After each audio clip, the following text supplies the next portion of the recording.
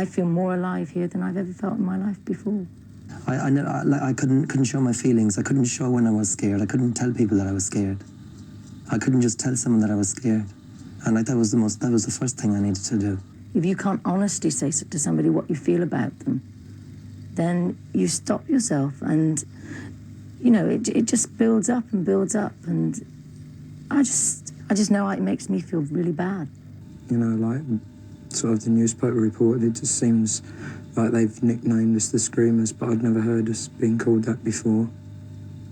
And like, they never came here and to see us or anything. Of course, not everybody in Burtonport is happy with their new neighbours. They've been condemned from the pulpit, and some are apprehensive. Mr. Hugh Boyle lives beside the house now known as Atlantis. I would prefer to see them out of Burtonport. I don't think there's any room for them in Burtonport.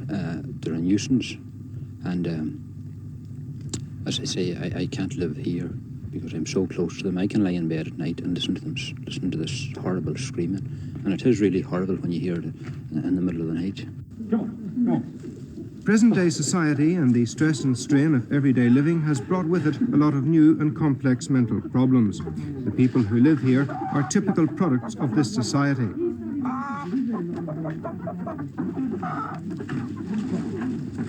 For most of them, their problems began in childhood, and their inability to cope stayed with them as they grew up.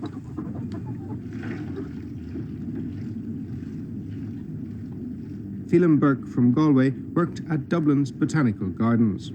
I was dreaming about someplace like here. I was dreaming about someplace where I could really enjoy being with animals and plants and people and just really enjoy them. And I really wanted to get away from. I really felt I wanted someplace different than just the pollution of the city. And like I'd been trained in university to.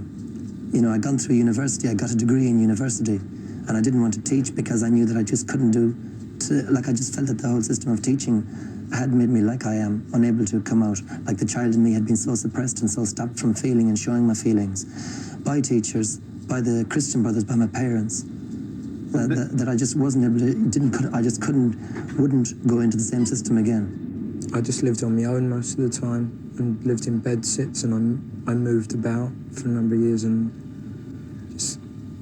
just sort of left alone. I was just really alone, and somehow I was so desperate that I couldn't sort of get the friendship that I wanted. Yeah, it was my childhood. Like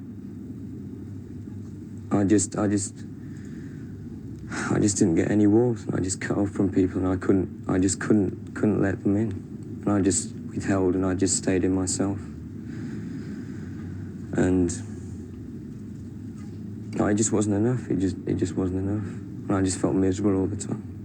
Yeah, what happens is that when you're hurt really bad as a child, when you're stopped from crying or when you're hit, all the things that happen to you and me and everyone, there's nothing special about the people who come here.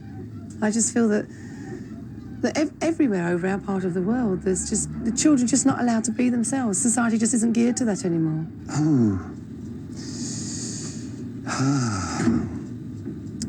What they did to me was just made me really, really scared. And my parents didn't think it was strange because, like, they beat me when I didn't do what I was told either. So I just felt there was no one that I could go to show my feelings to. So I just stopped showing my feelings. I felt there was no point.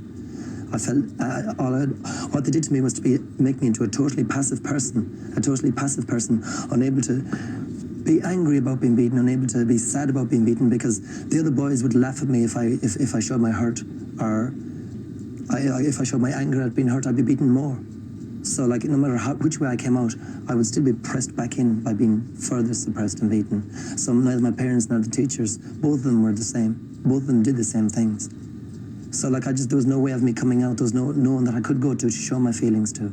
They're just held back all the time in schools. They can't run because the roads are so dangerous. There's hardly any gardens or parks to play in. Mothers are really frustrated and taking it out on the kids. Fathers are really bored and fed up at work and come home and take it out on the kids.